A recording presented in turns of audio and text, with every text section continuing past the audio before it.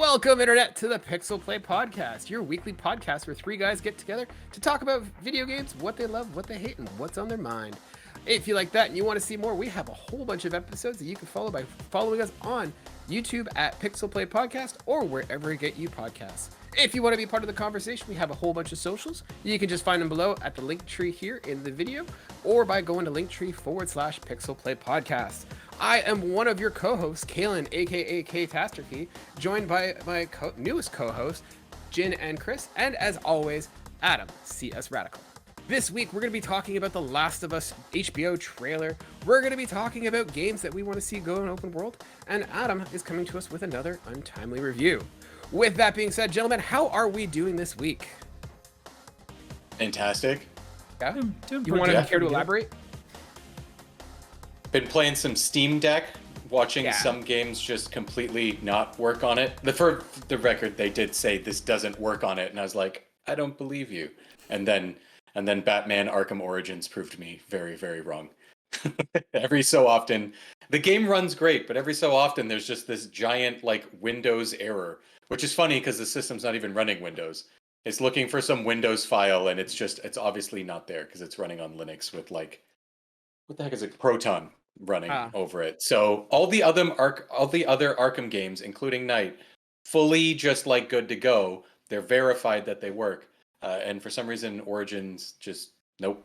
I think it's because it's a different developer and they didn't do whatever little tweak it would have been. It's kind of like that thing where you look at the list of emulated games for a system that's not as easy to emulate, like say a PS2 emulator, and this one's oh, this works perfectly fine. Then you see one that's got the red circle around it being this is going to crash a lot, and you're like, I still want to try to play this, and you play it and you're like, oh god, what have I done?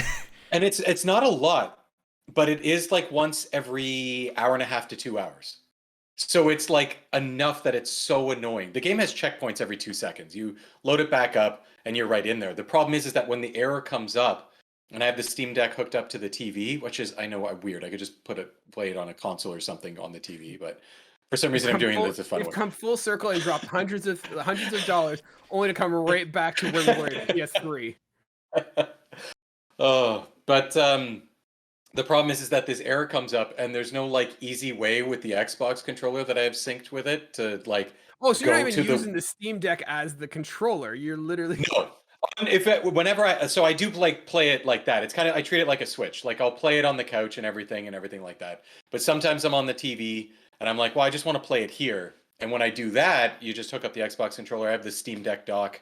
It's like a Nintendo Switch, but obviously running this game at 60 frames per second, medium to high settings. Obviously a lot better than the Switch when it's like that.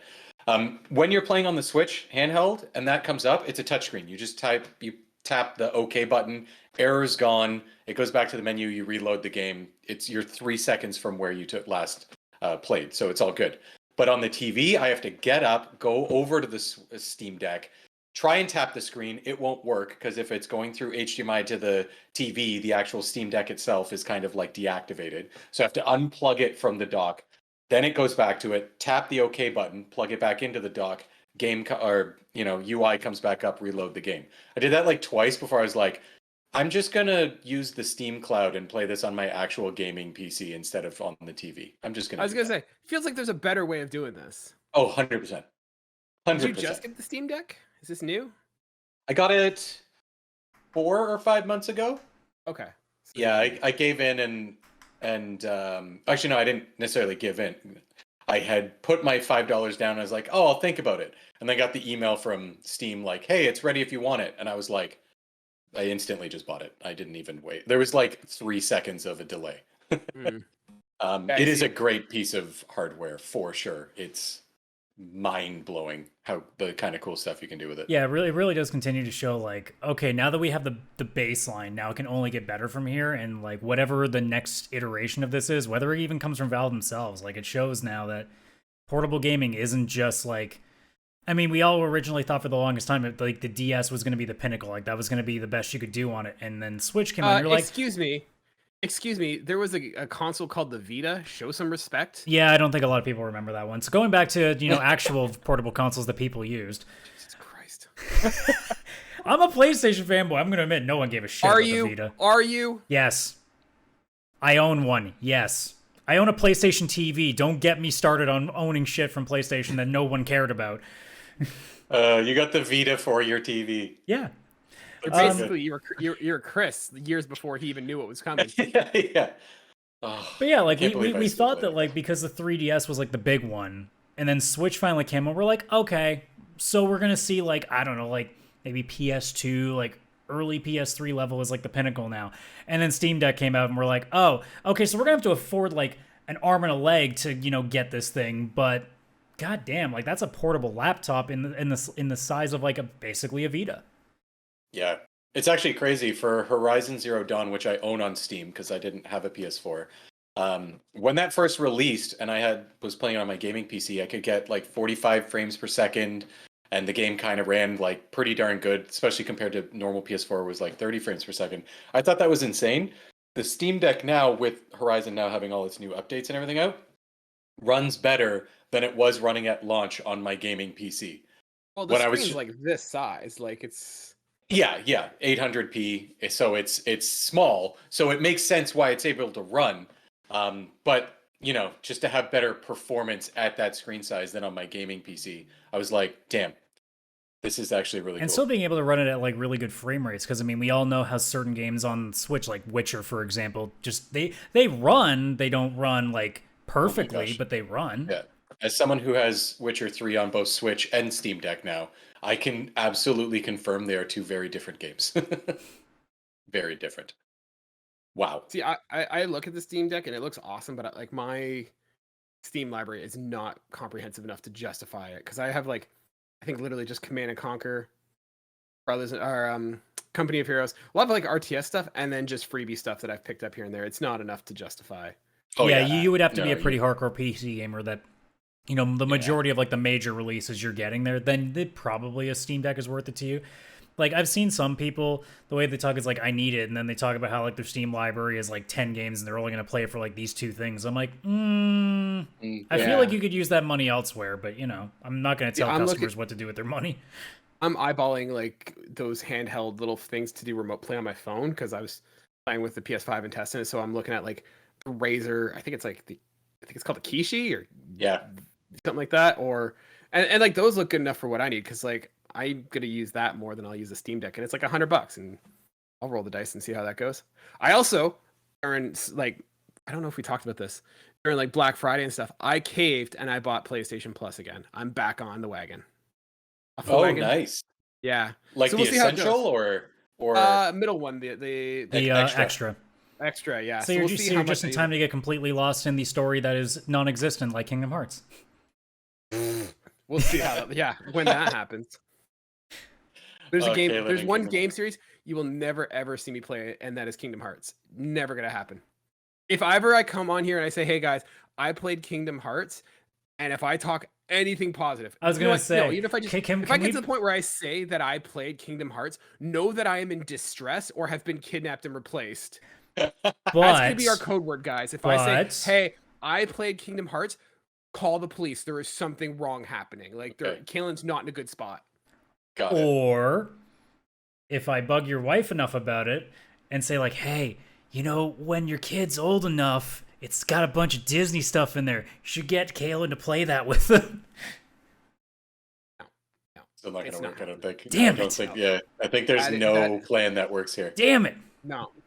Like you're gonna be too busy playing God of War with them and just going boy over and over. List of things. I don't even know what I would do.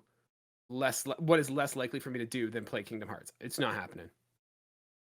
Lowest of the low. Wow. Yeah. Yeah. So we'll Shame. See. I'm excited that like the month I decide to join back up, we're getting Mass Effect like the Legendary Edition. Yup. Yes. I've never finished the second one, and I never played the third one. So I played the first one, loved it.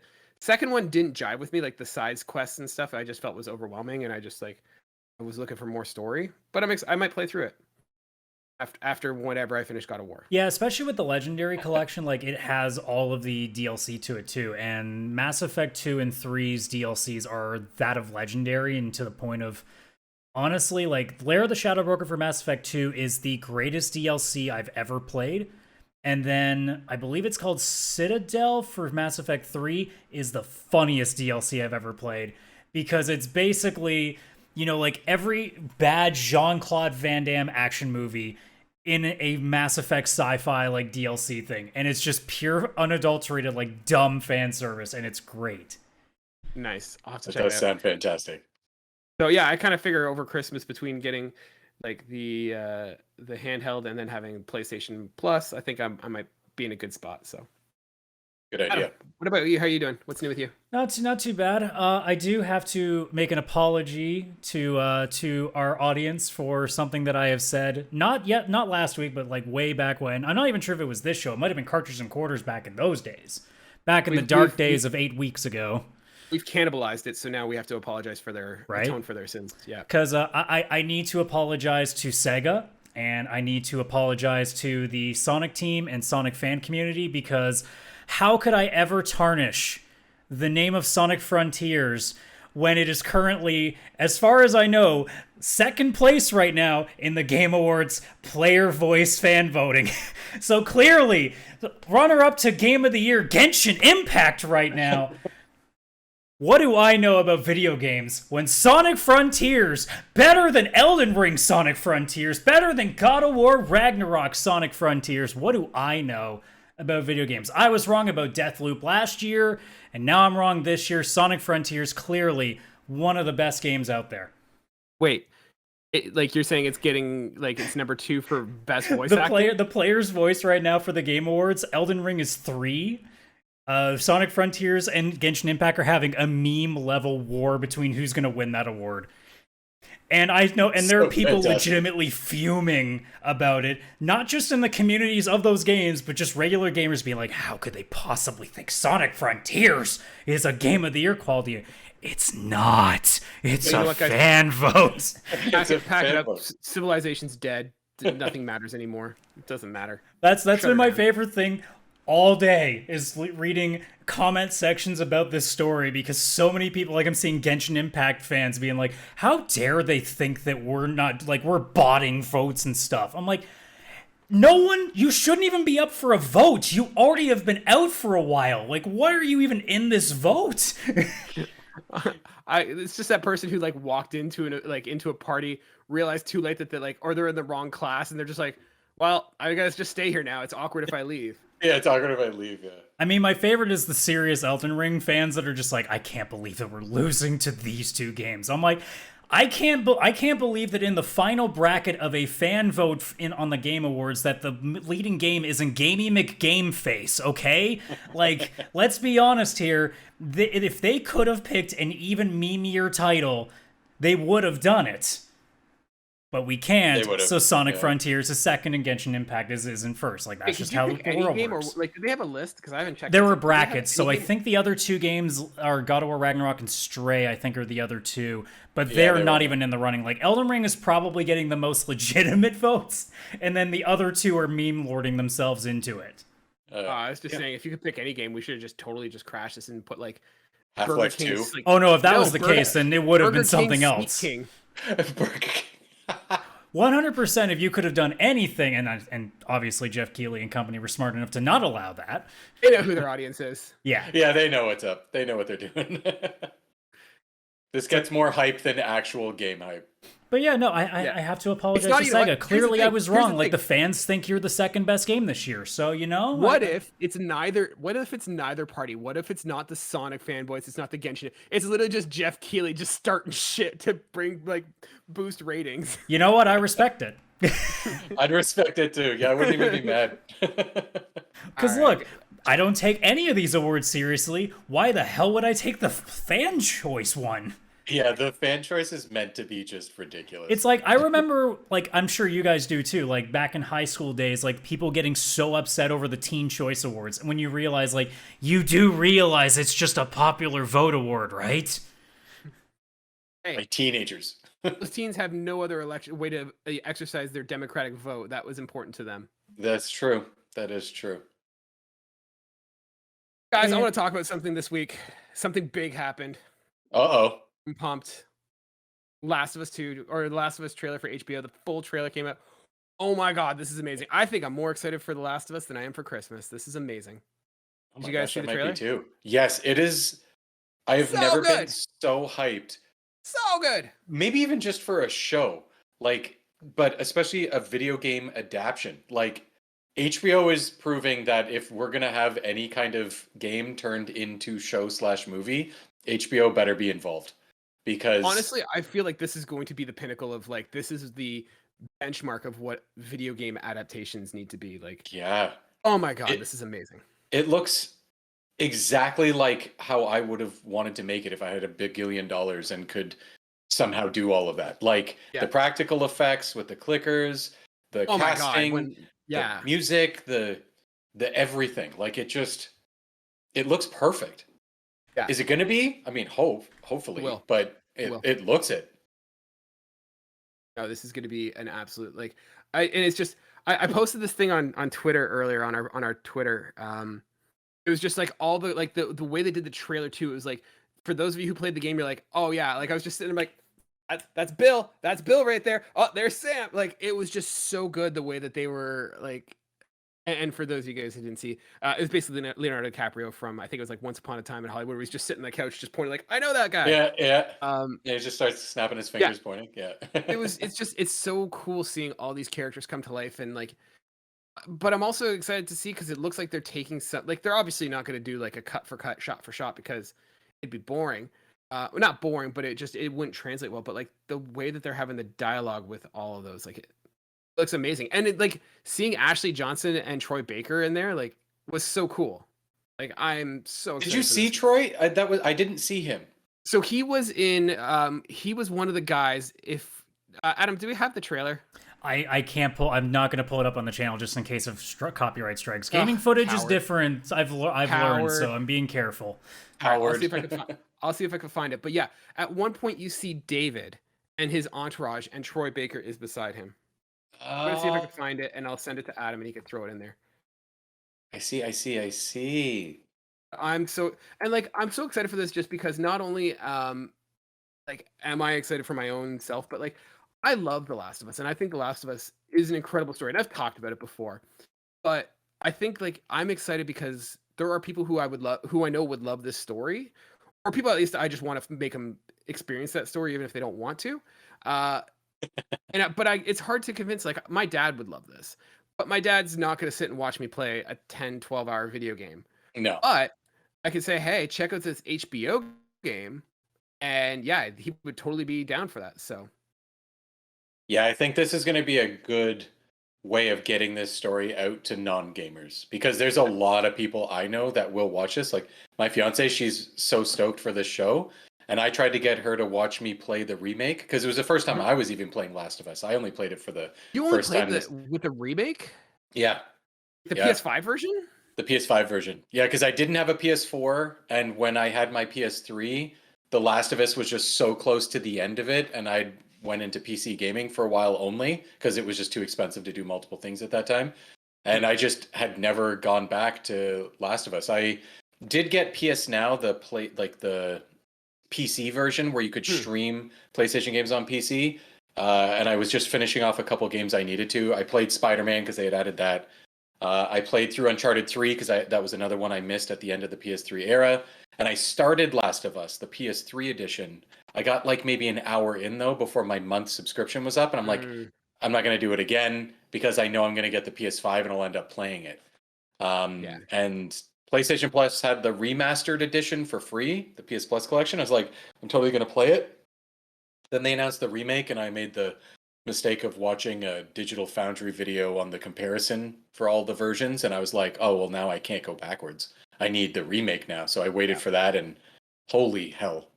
But yeah, I wanted my fiance to watch it. She watched for like a little bit, and she's like, okay, but like I can't watch you play a video game, so I'm gonna go. I was like, oh yeah, but the story you need to know. I'm the same with Jen. So like I've kind of told her, and she is a coward when it comes to TV and movies. Like she doesn't watch horror movies. Like we tried to watch The Walking Dead when that came out. Didn't get more than 15 minutes. That one scene where you have like the half crawling. She's like, I'm out. And she had nightmares for like weeks. But I was just like, I'm sorry. You're going to have to suck this one up. And so when I go back to that thing, there's people I know who would love it and people who just, I need to force to experience it. That's her. Yeah. So yeah. It's just, it's such a good Such a good story. Adam, did you find that image I sent you? No, I haven't yet, actually. Okay, I sent it in the super secret chat. Oh, you said it in. Oh, okay. I don't. There we go. I'll put that up in a second. All right, cool. But But yeah, like- so it's cool that they're doing shoutouts then. Sorry, go ahead, Adam. Oh, I was gonna say because I've been kind of quiet during this too. The trailer We know itself, your like, opinion on it. yeah, I know that I don't care, right? No. Yeah, Honestly, when I watched the trailer, like, I think again because I don't have nearly as much affinity to the game, it didn't do as much to me. But I'm looking at it and I'm seeing like the quality is super high. It's like it was definitely, I was expecting it to be that, but until I actually saw the trailer, I wasn't really sure how it was going to look. And the way that they sold it, like, I looked at this and went, okay, this is literally like The Walking Dead again. So this is like the quality, like, I'm not saying this in a bad way, like in terms of the way the quality of the trailer is and the way that the everything is shot, I'm looking at this being like, okay, they're not half-assing it. They're actually putting the work in. They're not making this like, oh, it's a game. Like, I'm sure you guys will, some of you will like it. No, they're taking this seriously and making you know that, no, this is going to be a big deal. Like, pay attention to this. I think one of the things that they're doing really well is that they're not. I don't get the impression that they're taking this as we're adapting a video game so much as we're taking a story and we're making a show out of it. Like, they're not trying to ham fist. And I don't think so from the impression I get. Like, I feel like The Last of Us in itself is a pretty grounded story that's easy to translate. It's not something like Mario, for example, where it's super gamey. But I feel like, and I think this is something you need to do when you do the adaptation, is not do the fan service. You don't need to do like the, hey, here's a call out to the idea of what they do. I mean, it works for something like Sonic, where it's fun and stupid. But yeah, there's Troy Baker. David in the camp. There's a scene of Ashley holding a baby, but I don't feel like you see her. Or she's not as recognizable as Troy Baker there. So yeah. I've seen theories of who she'll be playing, and it might be that she's Ellie's mom. Oh, I think people are just putting that together. It's like, how good would that be that the character playing Ellie in real life, obviously because she's not like a 16-year-old girl in real life, or 14 or whatever age she's supposed to be in the show. Her being the mom is just a good homage. I think it's really cool too that they're also like doing callouts to like the Left Behind DLC and fleshing out Ellie as a character. So I thought that was really cool seeing that. Yeah, it seems like they're really taking this seriously. It's got high quality, like, actual cinematography and everything. Like, it looks like they're putting the money and the effort in. And I mean, we've only seen clips that are also pretty early, so it also doesn't seem like it's going to be something where it's just one season and they breeze through it and it's like, here's your mini series and it's done. I feel like this is going to be. I hope that's what they do. You hope it's just like a one season. I hope it's a 12 episode closed out, one and done kind of thing. I hope it's not a drawn out like season 1, season 2 thing. Okay. It depends on how much time you think it like a season could fill. Like, do they say if it's like hour episodes or if they half an hour? I'm assuming it's HBO. It's going to be an hour. Like, I think this is going to be a big thing for them. So given like cutscenes and stuff, they probably could fit everything in 12 hours if they wanted to. I think so, because you think about it, it's broken up like the game originally. We're not going to go into huge. We can maybe go into huge spoilers. Like, the game is broken up into 4 seasons, right? So like 4 seasons, 3 episodes each. I don't necessarily know if you need to do 3 episodes each, because it looks like they're fleshing out the Left Behind, which that would probably take an episode. Yeah, that's like 1 episode. The first episode, you're probably not even going to see Ellie, or Ellie might just be at the beginning. So it's going to be that, like, what happened, the outbreak. You probably will meet Tess and Joel, and when they go collect their guns that get missing, probably that episode will end where they're like, hey, we got a job. Here's the girl. You meet Ellie, fade to black, follow along there. Like, I think you could do it. Like, there's a couple episodes that they're going to flesh out. Like, I think you're going to see more from Bill and Frank, like their situation and stuff. I think with like fleshing things out a little bit, giving them some more time, doing some more like B-roll shots to really like play out the atmosphere. And I think if they do some more original ideas as well with it, I think like you could make a case for 2 seasons if you want to. Any more than that, I think would be really pushing it. Oh, that's what I was thinking. Like, maybe it would be a 2-season thing. Yeah, if they go beyond 2, they're dragging it out. And it way also too depends much. if they're going to end up doing the next game as well. If it ends up doing well enough, they end up flagging it to do another set. So, well, that was good. What I was going to ask you guys: do you think that I mean, if this is successful, they're going to do part 2. I mean, You you'd think be part crazy 2 not to if it's Yeah, successful if as you it think makes it the is. money, yeah. does part 2 translate as well to a TV show as part 1? I mean, I would say, does it have to, given the kind of shows that are out there sometimes? I mean, If the imagine, value's there, like if there's an audience that's going to watch it, I think they'll do it regardless of whether it's warranted. see, because I would argue, and I've said this before about Last of Us Part 2. I like the game, but I feel like that's a game that is more gamey than it is story, right? Like, I think without It doesn't- spoiling anything too, because even though I haven't played them, I know basically what happens in most of them. I'm the exact same. The idea. wait, neither of you guys have played Part 2. I just played part 1 like 2 months ago. Fair enough. Go play Part 2. But like I'm I gonna know buy it during the Boxing Day sale for sure. I know the entire story of both, partially at this point. But given like how a lot of people didn't like certain choices that were made in 2, I think there's an opportunity if they were to do, an HBO version of, say, the second game, that there'd be an opportunity to also like maybe fix or like flesh out a few things that didn't get to be done in the original game. So I think there's an opportunity there to honestly make a bigger impact with that, assuming that the original seasons, depending on what they do with this show, go well for the first game. And honestly, I think at this point, like, considering it's HBO's name attached to it, it's a license that people are pretty hyped about right now. It's one of the most popular licenses out there at this time. And I think that's something that can reach casual audiences too, because again, it has sort of a Walking Dead-ish feel to it. It does appeal to the kind of people that would be watching an HBO kind of show. So I think the opportunity for this to do extremely well is very high. I think it has a very, very nice ceiling to look at right now. And it's really going to depend on what those, specifically the first episode, but like what's the usual like adage, like the first 2 or 3 to really get a sense of how a show is going to be? I think you could probably do it in 2 episodes. I think episode 1, like I said, is going to be setting. So you're going to kind of like the collapse, the cordyceps. You're going to get that scene with like where the breakdown first happens. Fast forward, I think it's like 20 years, 10 years, whatever. And then you're going to get that first scene where you see Joel and Tess and sort of what their life is like. And I think episode 1 will end with Joel meeting, what the hell's her name? Oh my God. Marlene, thank you. Meeting Marlene and being like, hey, I got a job for you. You can make it up with the Fireflies. Here you go. That's going to be, I think, episode 1. And you just kind of meet Ellie.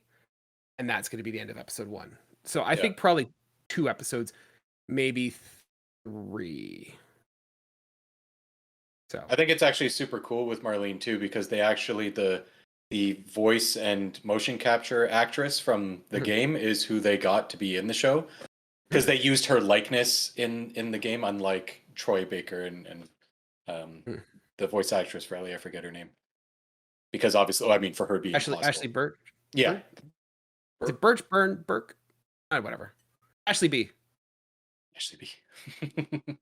Yeah, no, I'm so excited. January 15th can't come soon enough. Yeah, I need to watch this. I need it. I'm so excited for it. I'm so pissed that it's a weekly episode release. Like, I get it. It makes sense. It's HBO. Like, it's the successful model. Netflix doesn't know what it's doing. But, oh my God, am I just dying that, like, I'm going to have to wait a week between each episode. Like, I kind of just want to watch it right away, but I also want to just build up a couple so I can just kind of binge.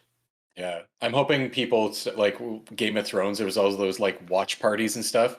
I hope this gets big enough that there's like Last of Us watch parties. That'd be cool. Like I said, I'm going to be having a watch party with a captive audience, and that they will be captive and forced to watch it, even though they're like, it's scary. Yeah. I hope actually, you know what? Thinking about it, I hope it is 4 seasons, so they can name season 1 The Last of Us, season 2 will be The Last of Us Remastered. Season 3 will be The Last of Us Remake, and then Season 4 can be Last of Us Part 2. You joke, but I have an addiction and I have a problem because I'm hoping to get Last of Us Remake for Christmas, and this will be the 4th copy of the game that I own. Like, you already own Last of Us Remake? I own. No, sorry. Like, it'll be the 4th time I have a copy of The Last of Us, because I have The Last of Us PS3. Then I bought the PS4 version. Then I bought a Steelbook version because I'm like, I'm apparently dumb, and and then this will be the 4th copy that I own. I have 4 copies of The Last of Us. Oh, so you haven't played the remake version, have you? Not yet. No. Oh, it's beautiful. I cannot It- wait. Like I just cannot from wait. what I saw, like Yeah. in the differences between the two, and then obviously playing through it, it's like one of the most beautiful games I've obviously ever Yeah. played. I Like am it's insane. dying to play it, and I'm going to do a back-to-back playthrough, I think, of Last of Us Part 1 and Part 2. Nice. Yeah, just do Nice. that whole section. So it'll be good. I'm very excited. I hope you get it. I hope you get it. I'll be getting it. It's just like, it's hard. Like, I don't want a lot for Christmas. So my family's like, what would you like? I'm like, all right, fine. I'm not going to buy this for myself. Go ahead and I'll wait a month. So it's killing me. If my family's listening, I want The Last of Us remake. We'll see. We'll see what happens. Want to switch gears. The other thing that came out, one of the things that came out this week was CD Projekt Red the last little while has been talking about a lot of their new projects and stuff. One of the ones that came out is that The Witcher 1 is getting a remake and is going to be remade in an open world setting like Witcher 3. I have 2 questions for you guys. One, did you guys ever play The Witcher 1? I did. What's your excitement on getting it remade as an open world? And then my follow-up question is, which other games, not necessarily CD Projekt Red games, do you think deserve a remake in an open world setting? Well, I don't know, Adam, have you ever played Witcher 1? I've tried both 1 and 2 at various points, but like neither of those ever really got me. I think just the way that game was originally playing just didn't jive. But Witcher 3, just on the basis of just how like everybody wouldn't stop talking about it, I was like, you know what, I should probably give it one more shot. And I fucking love Witcher 3. So knowing that Witcher 1's getting a complete redo, it might give me a chance to see if maybe I can enjoy it now in a different light. So I'm pretty excited to hear that news.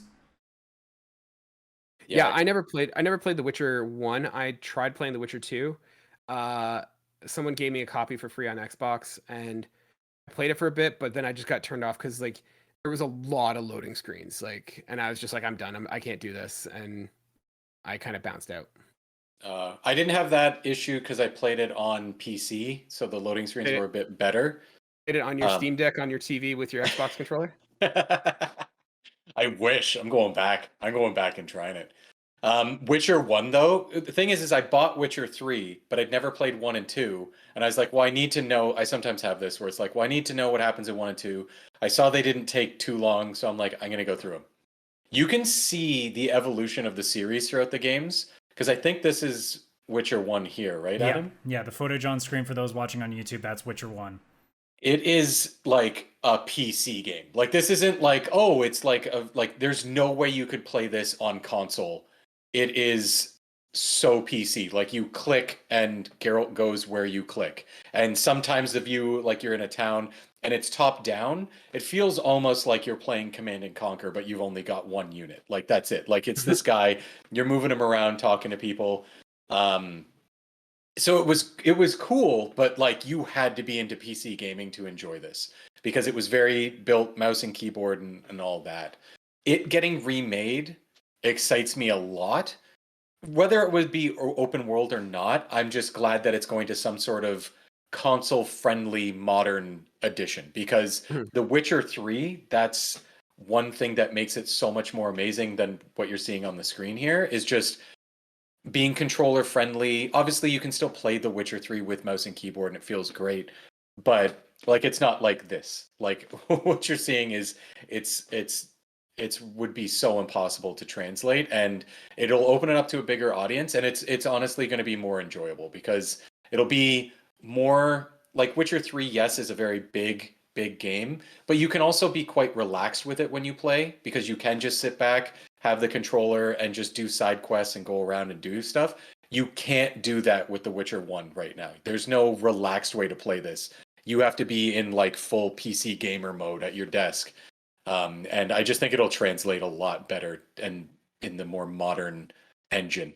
It being open world makes sense because, I mean, it'll just be The Witcher 3 with The Witcher 1 story, which is actually pretty good. Yeah. No, it's one of those ones I like the story, I like the characters and stuff, and I loved Witcher 3, and so I would like to have a console version of Witcher 3 of Witcher 1, and I assume with success, Witcher 2 eventually, but It's CD Projekt Red. It's gonna be my son's gonna be playing Witcher 1 remake when it comes out. With his grandkids. I'm gonna be just strapped up some life support with like a VR headset on, just playing. The future. Yeah, exactly. Oh. Can't wait. So in terms of games that you'd want to see kind of remade in an open world environment, what are some of the ones that you guys thought of? What stood out to you guys? Chris, Well, why don't you go first? My first one is, it's not a specific game, it's like a series. Because it'd be hard to pick a specific one. And you guys are gonna have to hear me out, because I was thinking about this a lot at the gym. Mario Kart. And I know that sounds ridiculous, but Forza Horizon, I was like, just about to say, big... so Mario Kart, but Forza Horizon set? Yes, like it's just a big setting. And obviously they could make it where it's different themed worlds, like the snow world and all that, but it's one big map. And in Forza Horizon, like, you start off, you're driving around, the races are all over the map, the challenges are all over the map. There's like stunts you can do on the map and you earn stars and all that. It could be a community kind of thing, like Forza Horizon, there's 60 other people on the map with you. And then you like unlock different cars, unlock different cosmetics for your like Mario style character. Like, just where you go into this world and you go to this one island, I don't know, like Yoshi's Island or something like that. And everybody's in their cart and you go around and you just Forza Horizon, but Mario Kart. I don't know. I started thinking of that and then I was like, okay, I actually really want this in my life right now. You sold it to yourself? So much fun. It's funny you said that, because literally my thought was like, because of the different vehicles it has, Diddy Kong Racing, if they did that, would be really neat. Oh, that would be good. Yeah, right? Especially if they could get like some of those rare characters back too, like Conquer and stuff. Yeah. Holy. Oh, Yeah, I guess the problem with Diddy Kong Racing is that they would have to get Rare's Diddy Kong back into Diddy Kong Racing. Yeah, Microsoft and Nintendo would have to collab. I'm surprised that Nintendo just never ripped off the Diddy Kong like strategy and put like, because I know they got gliders and stuff, but they never just put like, hey, do you want to be a boat or? Like, they eventually were just like, look, here's a bike. That's what you asked for, right? Yeah, and I was like, I mean, no. One of the ones that I thought of, and it jumps on our last one, is I'd love to see, and it's, once again, I'm just a huge fanboy, but I'd love to see an open world Last of Us game. And it's not so much a remake because, I mean, we have one already, but I'd love to see a third person open world, or third person open world Last of Us game. And like, That you would can be even cool. you could take even like the Last of Us Part 1 and just build all of like the continental United States and just have open world. But I just think like having side missions and, you know, kind of doing adventures and stuff, like I think that world needs a third person, like an open world. Do you think that might be what they end up doing with the multiplayer? Oh my god, I hope so, and I hope not, because I don't want to play online, but I do want to play an open world. So I'll take the O in MMO, but I can do without the MM. So because I mean, like, even if we're talking Naughty Dog and like Uncharted could also be really neat if you had like an open world area where it was just like this entire like area you were trying to like dig into, like maybe there's like maybe 2 or 3 maps in the entire time, because again, the open world doesn't mean that they have to have one gigantic, unobtainably, stupidly big map. Assassin's Creed, thank you very much. But like Tomb Raiders. You could have enough like where you have like, I don't know, maybe like a town here if you're looking for information, you're trying to figure out like where specifically certain treasures might be on the map. Like, I think there's some cool stuff to it. Also, I think at the same time, like if we're talking Uncharted, it might be better off the way that it is, because at least it makes these things much more bigger set pieces. Well, Tomb Raider, like I was kind of ripping on you, but like Tomb Raider does that right now, where like the new trilogy, they have it where you kind of have 2 or 3 sort of open worlds, and you can jump back and forth between them, and it's fine, it's cool. But I like your idea where it's like, hey, I need to get supplies, I need to go to the village. Oh, okay, I'm now gonna go to the ruins. Okay, and there's like 2 or 3 areas that are worth exploring. I think that's really cool. I like it. Yeah, that would be really cool. Otherwise than that, like the other immediate one, but they would never do. This is a lot of cases that they would never do it. I think it'd be really interesting if Call of Duty at some point decided to take away from like the multiplayer story and try to do like just one experience where it was just like, hey, here's you diving into this big war-torn area and you are a soldier actually in the fucking Call of Duty trying to actually, you know, turn the tides of war there. So you work your way up as like, you know, a recruit that just came in. This is your first trip overseas. You go in and you start working around. Like you're at a military base would be like your hub area, and you go and you gotta like try to deal with this. Like you're just defending for a little while, and then finally something happens. You get called out. There's a mission where you go, and you're under attack, and you have to go like try to help like deal with the situation where a bunch of civilians are being like attacked or something. Like, and you slowly build a way to like toppling the regime that you're fighting in this area. Like I think that'd be an interesting concept. But again, we're talking not doing a game that's about the multiplayer and a 5-hour campaign that's just nothing but set pieces. So I think if somebody else would be willing to do something like that in a first person aspect, I think that'd be really neat. I mean, we've seen games sort of do that, like what Ghost Recon's done with Breakpoint, and I'm forgetting what the other one was. And those were okay, but they didn't quite do what I was looking for. Like the story doesn't really mean anything in those games. They're just mission after mission, where I think the way that, as much as people like to make fun of Call of Duty's campaigns being pointless, they at least have decent value in telling somewhat of a story. Oh, yeah. Yeah. 100%. I do have one more. I haven't really fleshed it out, though. It's Portal. I want a big map with a lot of people on it, not a battle royale or anything like that, just a big like GTA 5 almost like map. But it's the first person Portal game and everybody has the Portal gun. I just don't know of any CPU that could handle like 100 people using the Portal gun and the amount of CPU thought. Like, I'm sure there's Minecraft servers where they sort of pull it off. The Steam Deck, the Steam Deck would be fine. The Steam Deck, as long as you hook it up to the TV. But I think that would be something that'd be kind of cool, like just to go into this. It'd be more like, I can't figure out even what the story or whatever would be, how it would work, but I just think having like, I don't know, 100 people on the same map and you all have the Portal gun, and it's not like a battle royale, it's everybody just kind of doing missions and you can do them together or not or whatever, but just the mayhem that could be caused by so many different portals. It may not even have to be multiplayer. Like it it could even be something as simple as like, it's a much bigger Aperture Labs like facility underground, and it's like maybe, you know, an active test facility, you know, not like a rundown one like you see in the original game, where, you know, it's you and they're all NPCs, but you could say like maybe another 10 people, like 10, 15, 20 people, and you're all trying to figure out how to get out. And eventually you find the first portal gun, and then you start realizing, oh no, they've mass produced these, and everybody starts getting that, and you have like the odd person who thinks, you know, it's going to the powers going to their head that they can do these things, so they're trying to slowly like snuff somebody out and use it for their own personal gain. So you got to deal with them before they take that gun, escape the facility, and then become like some nuisance to the rest of the world. Like I think there's something interesting you could do that in a very short amount of time. Like when we say open world, again, we're not talking about having like gigantic maps. We're just talking about like one map for the entire game, or like a very like a small number of maps that all tie into each other, a la like what say Deus Ex does, or things like that nature. Yeah. And it might need to be multiplayer because I want to shoot the moon and have a portal on that, and then as Adam, you're running, I shoot another portal right in front of you, and you fall into it, and then all of a sudden you're now stuck on the moon. But then I bring you one there too, and then we Unreal Tournament at 1v1. I'm kind of leaning towards this like battle royale aspect, where it's not so much a situation where you I would have it multiplayer online battle royale, and what you're doing with the portal gun, like you have situations where there's like lava pits and death traps, and what you're trying to do is you're trying to like, there's only two portals, so like the blue and the orange, and everyone's just trying to set it up so that people are falling into traps, death traps, that kind of stuff. Or you can make it like a race to the top of the tower, a la like Fall Guys kind of thing. Yes.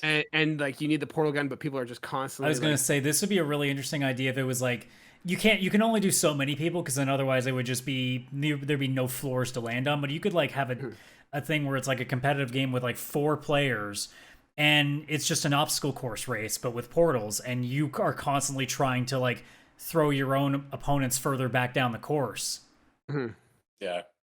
Damn, I want this now. This is so much better than when I was just randomly thinking about it a little bit. This is the brain trust right here. Brain trust going full tilt, guys. Because I mean, otherwise, the only other idea that I really have is just doing what 7 Remake's done now with any Final Fantasy game. Like, obviously, you know, 8 and 9 would help a lot. Although I think 8 more than 9 would, because 9 I think has a much more use of like the traditional world map system. I think 10 kind of already sort of does it, but they just have individual levels. I think if they were able to like group them together, because like oddly enough, there are games out there even before it. Like Suikoden actually had like a Wind Waker level like boating system that you actually would travel from place to place. So like it already exists in some level of JRPGs. So like Oh yeah. I think you can put a lot of those kind of games in there, and you could definitely do some interesting things with it instead of it just being like, okay, here's this city. Okay, now you're on this map where it's, you know, this is the dungeon map. Okay, now here's this next city. Okay, here's the big boss dungeon, and you just level to level in JRPGs. It still works, but like I find that you really get a sense of the scope of the world when you're not constantly having to wait for a loading screen every single time. Yeah. What about you, The Kaylan? one- You have any more? Yeah, the last one I had is, and once again, just my, bias towards IPs that I love. The one that kind of stood out to me, that one I think needs a remake or should get a remake, and then would probably do well as an open world, is Star Wars Shadows of the Empire. I think that would be really cool. So you're playing as like, because I mean, in the game, like it fits for an open world. You're playing as a mercenary, go from planet to planet, picking up jobs. You can kind of follow along the main plot points, but also like, hey, there's a mission for a mercenary. If you're interested, go pick up this, go do that. It'd be cool to kind of do a seamless, like, hey, you're on Tatooine, you can do like go travel, explore Tatooine, do small little maps. Okay, now you're going to Hoth. Oh, you're gonna fight you're gonna be part of the Hoth escape from like Empire Strikes Back. Like, I think it's just a game that like Star Wars is so huge right now, and we've had hit or miss Star Wars games that I'm surprised no one has picked up. Shadows of the Empire redid Yeah, it. Like, that was a good one. I know we're doing like Knights of the Old Republic, but like I feel like this one I think would land better than Knights of the Old Republic, and probably be less work, because like you have to basically redesign Knights of the Old Republic. But yeah, picking it up, doing mercenaries. You want to go talk to like Yoda and get a mission from him? Sure, go talk to him. And you could do a cool thing where you like work for the Empire, work for the Rebellion. It'd be awesome.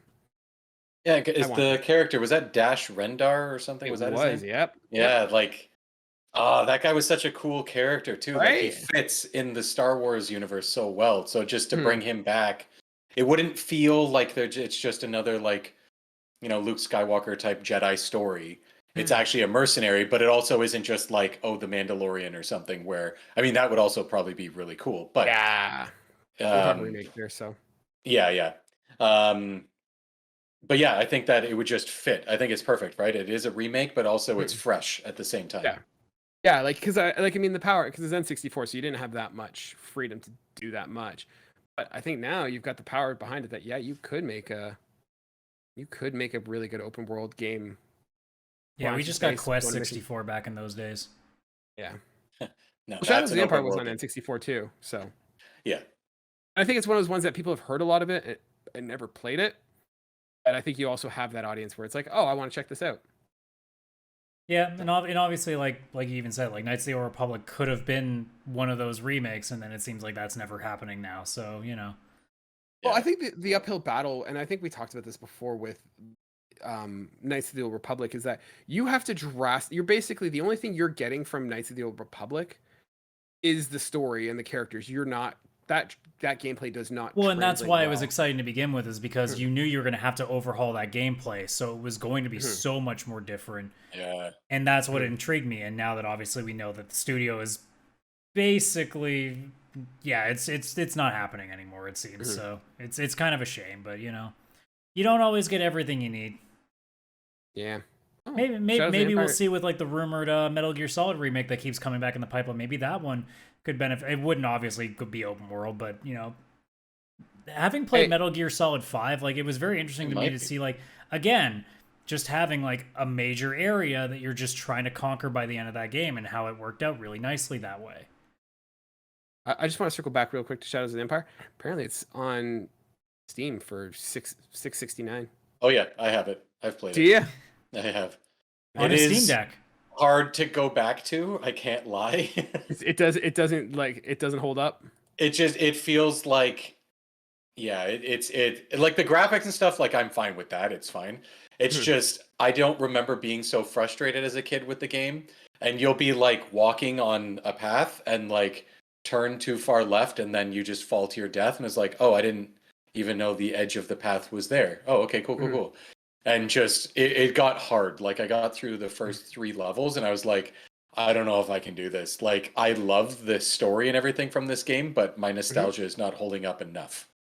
Yeah. But it is super cheap, so even if you just give it a try, it's like less than a rental at Blockbuster was back in the day. So It's the problem you run into a lot of those games where, like, we all know when we go back and play an N64 game that, it's going to look a little edgy because that's what the polygons were those days.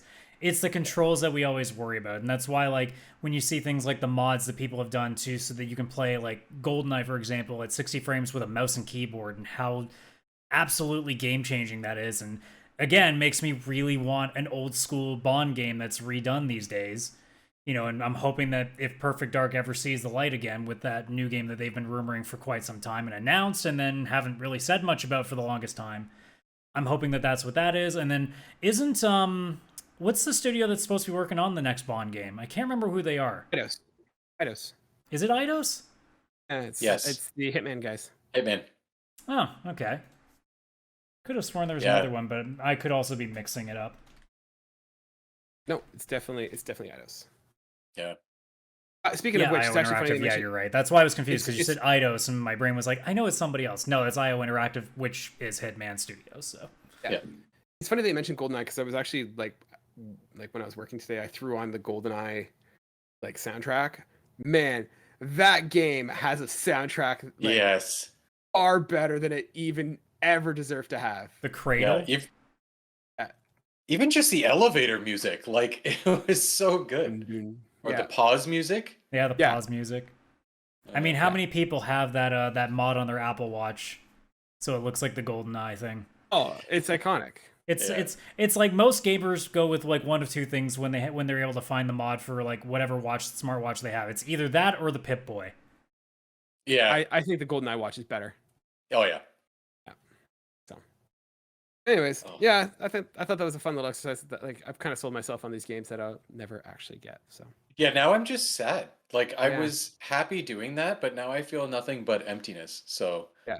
I'm gonna have to play some cool game tonight to. Yeah, God forbid you have like the 2,000 games in your library that you still haven't played. Yeah. Don't talk to me about my backlog, including The Last of Us Part 2. Doesn't exist, and I have to buy The Last of Us Part 2. you got a review for us. You just finished the game and you want to talk about it. Yeah, so I played this game called God of War Ragnarok. You're supposed. I'm not done yet. It shows a child ever playing video games. It's not my fault. I mean, technically it is, but yeah, it's neither here nor there. But yeah, I played Lost Judgment. So yeah, this is our first untimely review with the new show format. So Chris, unfortunately, is now subjected to having to give reviews of games that he's played recently. So at some point, you'll have to hear him talk about, the game that he should have played 9 years ago that he got in a Humble Bundle one time that he finally got around to. That's actually my life. Star Wars Shadows of the Empire. But what's the old adage? Mirror's Edge or something. What's the old adage? Like what? Give us the old on our dime, on our timeline that you always do, because I don't have it memorized the way that you do, sir. Ladies and gentlemen, we are too small, not influential enough, not rich enough to get games, ahead of time. So we review them on our own dime, on our own time, bringing you untimely reviews. This week, Adam has Lost Judgment for us. Adam, take it away. So yeah, Lost Judgment, for those unfamiliar, is the sequel to the game Judgment, which is made by the same makers that do the Yakuza series. Basically, Yakuza now has evolved into being a JRPG, although it seems like they're bringing back like the Kishin series, which is like the samurai one, which we saw recently at one of the State of Plays. I think the most recent one, State of Play, they showed that off, where it was Yakuza, but like in the samurai era. So normally, as of right now, like the newer games that come out, Yakuza's evolved into more of a JRPG series, where it used to be a third-person brawler. So people have kind of been complaining about that, but on the flip side, Judgment has existed now, where it's now in its second game. It might only be these two games now, because to TRDL it, there's a thing going around with the voice actor who does the main character of the series and the, I guess, agent studio that has his rights. And there was a whole debacle about it. It was a while ago, so I don't remember the whole thing, but it's very possible this might be the last one, even though there's plenty of room to keep doing cases. Because it's almost like Yakuza meets Murder, She Wrote. It is a detective Yakuza brawler game with the same trimmings that you expect from a Yakuza game in terms of the super serious story in between the wacky, ridiculous minigames and side quests that you do. You know, for 1 second you find a dead body and you're like, holy shit, what the hell's going to happen next? And you decide, you know what I want to do though? I need to go to this high school that I'm apparently now an assistant at, and I'm going to go help out the dance club while I play this DDR minigame that's here in this game. And that's been the Rio Gotoku. I'm probably butchering it because it's Japanese. I'm butchering the studio's name, but that's their games in a nutshell. Super serious dialogue followed by the most wacky minigame you can possibly think of. And Lost Judgment is no different. Like I said, continues off the last story. It's a completely different case. There's no real referencing to anything before apart from the main character's origins, and there are a few characters littered out that still make a comeback. But for the most part, it's completely new location. They bring in the location that Yakuza Like a Dragon started introduced in Yokohama. So, and that's another thing too that people get used to as well with these studios games, is that they reuse the maps a lot. So you get actually very familiar with the area. So it almost feels like a place that you come back. It's almost like home now. Like I feel like Kamurocho, which is the main setting for the series, I know on the back of my head now. Like I know where the Sega arcades are. I know where most of the food shops are. I know where the pawn shop is, where you find usually the good weapons and armor and skill books and stuff. I generally know where a lot of the taxis are for the fast travel. So like, it's kind of cool now getting into a new map at the same time, but also still having the flavor of the old map. But taking all that, the gameplay is much like what the last game had. They added new fighting styles, and then the DLC added a fourth one, which was the boxing style, which I abused the entire game because normally you have one that you use for like massive amounts of enemies. You have one that you use specifically for one enemy for countering, and you have one that you use kind of like as a hybrid. Boxer was just, you don't have to worry about like actual combos and stuff. Just keep pummeling for a while, and then dodge, and then punch again. And eventually you can unlock more stuff, but it's just more punches. So I just kept mashing away. And don't get me wrong, I would have liked to, do proper counters and stuff, but why do that when I can punch the shit out of stuff? And if I really need to get out of something, I'll just go grab this bicycle that's on the side of the road and just beat the shit out of them with that instead. And it works very, very well. Granted, I play it on the easier difficulties because, again, I more play these games for story these days. I don't have time to master them, so I could care less. But battle style, they're always really fun and hectic. They'll throw enough decent amount of enemies at you in terms of health bars and unique weapons they have. Like, they'll have stun guns that can actually tase you.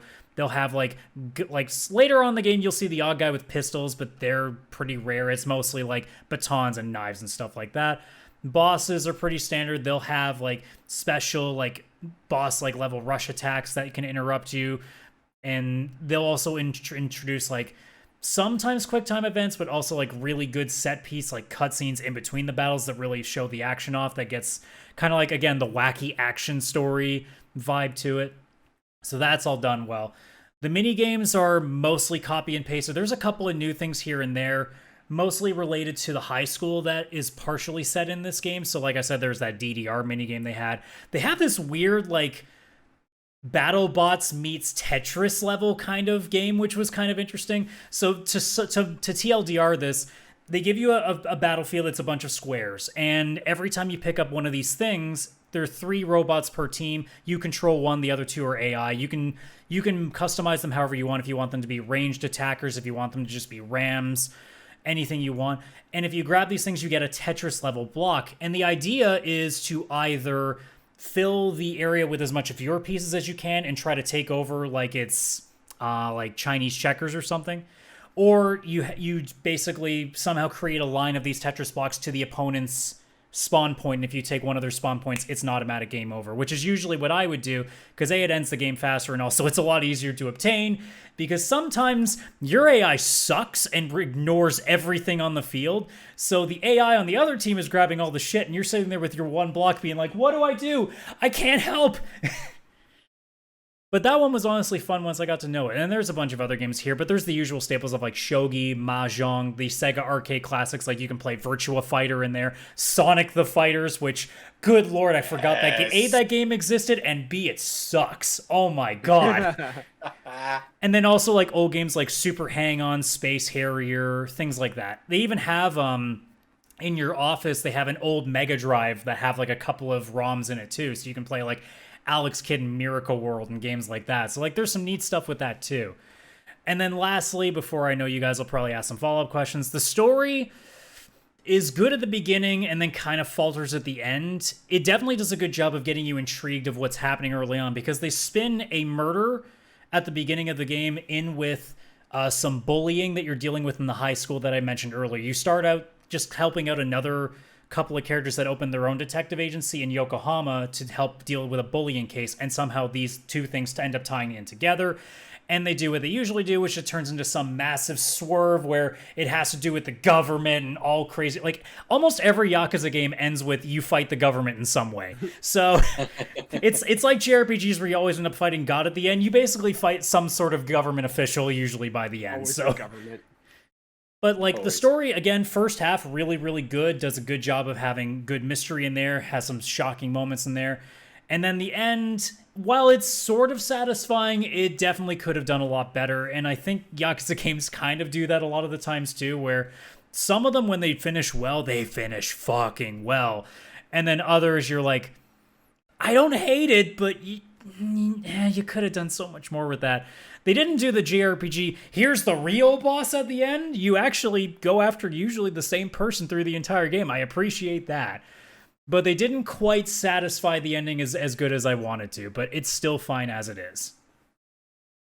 See, I've always looked at the Yakuza series, and it's such a cool game or topic. Like, it'd be so cool to play a Yakuza game, but they're just way too wacky and off the top, like, for me to kind of, I can't do it. Like, you lost me when you're like, hey, you're picking up a teaching assistant job so you can help the dance club, like, you don't have the thing is you don't have to do any of that, but know, you kind of end up wanting to. I know, but the fact that they do it, or like go do karaoke, like it's just like, I don't really care if the dance troupe goes to state, and I'm not gonna like put the effort in. So like it's that tone that they have. It's just like, I want to be a Yakuza gangster, but you're kind of. But you also want to go to a karaoke bar and sing your troubles away. It seems lame. Like, it's like, no offense, like, nope. Pick a lane. Like, it's are the you fucking hardcore... best. I'm telling you, Yakuza 0 is fucking dirt cheap. I'm telling you, if you ever get time, try Yakuza 0 at least, because to me that's the de facto one. Also, it's technically like the furthest back, so you can actually, as a good starting point. If it ever, like, I'm assuming it's even on, like, since you got extra, I'm assuming they're in the catalog too. So like, I'll try it. I'll give you this. I will play Yakuza before I play Kingdom Hearts. I mean, that's fair. I can accept that. Because Yakuza isn't a convoluted mess. It's a wacky mess, it's a hot mess, which I appreciate. It's wacky, but it all makes sense. There's no questions in the end. Debatable on the making sense part, but you know. It's understandable. Look, you can't. Not everything makes sense when you can have a rooster be a business partner in your quest of, dominance in the real estate market. You're not. And I wish I was joking when I said that. You're not making the convincing argument to me. I do not care. I'm making a convincing argument for other people on the show too. And I'm not talking about Chris. I'm talking about the audience who is looking at that being like, I need to know what the hell this is. You get a rooster as a real estate partner. His name's Nugget. Is it really? Yeah. I can confirm. See, you think it's funny. Like, that's what I mean. It's so dumb, but it's so good. And you get it. Is he you know what? And I'll even add into it. You know how you get this partner? You have to roll a turkey in the bowling minigame. Of course. How else would you get Nugget? How else would you get a chicken? By rolling a turkey.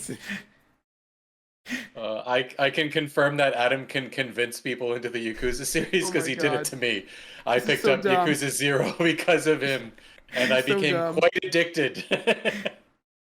Quite addicted. So because that's the thing, like, it's the best of both worlds. If you really don't want to deal with any of the wacky shit, you can honestly avoid as much as possible. There's the odd time you might come across something that you have to do. You can beeline through the story, and the story is legit, like, telenovela level shit. Like, there's some legitimately good, serious moments. There's some genuinely heartwarming moments, and there's some genuinely just badass Arnold Schwarzenegger level action, like, stuff that happens in that game. It's so good for that. And then if you happen to like the wacky Japanese side of things, you can also do those things on the side. Usually they're on the side so you can avoid most of them. The story is usually not that.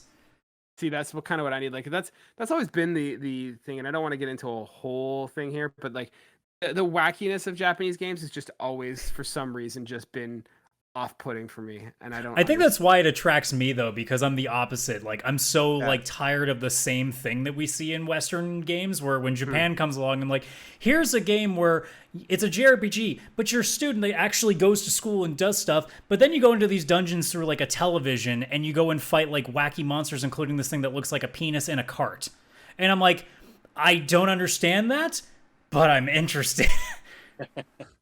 I actually have a serious question for you. This game, is it dubbed? Is it Japanese dubbed or is it subtitled? Yakuza games used to just be. Lost Judgment started the trend of an English dub being available as well. I personally don't like the English dubs because the thing with a lot of Japanese properties that people don't know is that they generally don't do solo booth recordings. A lot of the times, it's the entire cast together. Especially in anime, they do this a lot, where they'll have like 15 people in a room and they'll do the entire scene together, so you actually get like the proper inflections and like the speed of the conversation. Whereas sometimes when it's people recording solo in a booth, you there's this like disjointedness to it sometimes. Yeah. And unfortunately, because I guess the money may not be there for the English dub as much as, say, like obviously Western games would have, it suffers a little bit. The English, I find, is passable, but it's not like nearly as good. Whereas in the native tongue, and especially because like the main character is voiced by a legitimately like high name voice actor in Japan, so like it definitely shows. Was at least. Well, yeah, was. We'll never see what happens if there's ever a third game now, but like you definitely can tell the difference in quality because the way that things are recorded in Japan are different to what we do, and also you can tell that the budget was probably much higher there than it was here anyway. But both options are available, which I appreciate, so it works out nicely in that manner. Cool. I do have one question as well, very important. No, there's no nugget in this game. Does the Hostess game make a return? No, unfortunately. I'm not in. I'm out immediately. I am kind of scared to ask this Hostess game. Do you remember the game like Dine Dash? Like those old PC games where you would like run a restaurant, you would just like help tables and make sure like things were running smoothly. They have a mini game that's kind of like that, but it's with like it's in a Hostess bar, so it's like a club where it's just making sure people are drunk. Nice. You have to pair the right girl with the right guy so that they both enjoy themselves. It's a very normal. It's not integral to the game either, but most people. So basically, you're a pimp. You're a pimp at that point. No. Because it's only to sit and have drinks because they work at the restaurant. It's just company while they have drinks and maybe do karaoke. But it's one of those games that most fans of the Yakuza series will know that you go in there thinking this is kind of dumb. I'm probably only going to do this tutorial once and then be done with it. And then after the tutorial, you're like, okay, let's do one more. And then 5 hours later, you're like, I just finished the entire campaign of this like mini game. What the fuck happened? Oh yeah, that's what happened to me when I was in there. So yeah, there's no Hostess minigame, but there is a dog who is also a detective with you that you can take out to sniff out clues. Hey, but what's his salary? There is no salary. You just call him whenever you need him. So basically, you're Scooby-Doo and Shaggy just going around solving mysteries. No. Because you would run from the mystery. You would run from the people in the end. You end up beating the shit out of them. It's different. This is true. It's like a more mature version of Scooby-Doo. I like it. But otherwise, I'm not even kidding. I do like this. But otherwise, if I was going to give it a rating, like I think if I was doing judgment, like if we're doing what was our counter? Is it 6 that we were doing it at? So we were doing 6. So we were doing like 1 is garbage, 6 is perfect, 3 works. Like 3 is sort of middle of the road, but kind of not really recommended. 4 and above is like, hey. 4 is like it's got problems, but we recommend it. It's sort of that 3-4 is the split between good or bad, with varying degrees. So like if I was doing the original in Judgment, I would give it a 5. Lost Judgment is a 4, only because the story definitely wasn't nearly as good as the last one. The improvements that they made with Lost Judgment were very nice. Like they definitely added some stuff in there that were definitely helpful. I think the idea of also relating it into bullying did have a bit of extra bias in me too, that I really appreciated that stuff in terms of like how that hit me. But for the most part, like a lot of the stuff that I found in the game on the side, normally with Yakuza games, I'll do most of the side stuff because I love that shit. There were a few things in this game, like there are girlfriends you can get in it, and the system takes way too long to max out the levels. Like you either can like buy your way through it, but it means you have to go back and forth between the shops to do it because you can't just get like 99 of these things. Most items have like a cap of like 3, 5, or 10 depending on what the item is. So sometimes those items take a long time. Or you can go out with them and go to like a bar and play darts. But playing darts 25 times to get the max out can be a little bit grating. So I did it once to get one character done, and there were 3 others, and I'm like, I'm not fucking doing this 3 more times. There were a couple of, in the high school, I think it was like 10 different clubs that the entire story of the high school, because the high school has its own side story. I don't know if that was DLC or not. It might have been DLC, but like, because I just ended up getting the deluxe edition because it was about 40, I think it was like 35 or 40 bucks when the base edition it was like 30. I'm like, screw it, might as well. But like there's this whole thing where you go through, I think it's like 10 clubs, and once you complete all 10 of their stories, you can finally resolve the main story that this all started in. Some of them are not good at all. There's one where it's like a biker gang that you're trying to deal with, and you go in a death race. But all the death race really is you have to like Final Fantasy VII motorcycle minigame and knock a bunch of people off their bikes, and then you finally get to race the boss. And it's really just, if you have the fastest bike already going in, you just keep hitting the boost button until the race is over. Like, it's not very engaging. So that wasn't very fun. What kind of high school is this? Like, it's a Rio Gagoku 2 game. You don't have to ask these questions. It's just sounds pretty standard to me. I don't know what your guys' issue is. Yeah, Chris is like, that was just a normal Tuesday in high school. And then, like, for example, there was with a rival like motorcycle club. Sure. Yeah. And then, for example, there was a esports club, and all it was you had to play 4 matches of Virtua Fighter, and then that was it. I'm like, oh, you could have done so much more with that. Like, you could have done some neat things with that, where it was like multiple different games or things like that. But some of them are definitely better than others. So you kind of wanted to either rush through them as much as possible or outright skip certain things because they kind of grated a bit. But like I said, I still think it's a solid 4. It's definitely on the side of good. It definitely didn't land as well as Judgment is. That could also be that now that I've played Judgment already, in the same way that like I've mentioned with Forbidden West and Ragnarok, that maybe the same things don't hit the same way anymore. But especially my biggest complaint is that the story in Lost Judgment doesn't nearly finish as well as the original game did. So it definitely docked some points for that too. Cool. Awesome. Well, if that sounds interesting, you want to go become real estate partners with Nugget? But no, that's Yakuza 0. That one you should play because that's super cheap. You definitely should be playing that. That is a 7 out of 6. I don't care what anybody says. Whatever. It's kind of all just bled into one. Awesome. Cool. All right. Well, that's going to wrap it up for us. Ladies and gentlemen, thank you so much for listening. If you want to be part of the show, we have a Discord you can join. We have Instagram and Twitter you can follow. If you're watching us on YouTube, hit the subscribe button. We got to say that. If you're listening to us, we're on your podcast feeds. Leave us a review. We'd greatly appreciate that as well. We've got a Linktree, linktr.ee/. I got you, fam. It's linktree/pixelplaypodcast, linktr.ee/pixelplaypodcast. The Cartridge and Quarters outro has really taught that to me. I'm going to delegate you as the guy to do the promos for the socials. That's far better than anything I would do. Awesome. Well, guys, any closing thoughts? Anything you guys want to say before we wrap up this week's episode? Yeah, go play Yakuza 0. Shit. Yeah, Nugget. I mean, yeah. And make Mario Kart please into Forza Horizon, Nintendo. So you can play it on your Steam Deck. Got it. Yeah, call yeah, release it on other things. Switch won't handle it. Don't do it. Don't do it there. Awesome. Well, thank you so much for joining us, guys. We will see you guys next week for another episode. Bye for now.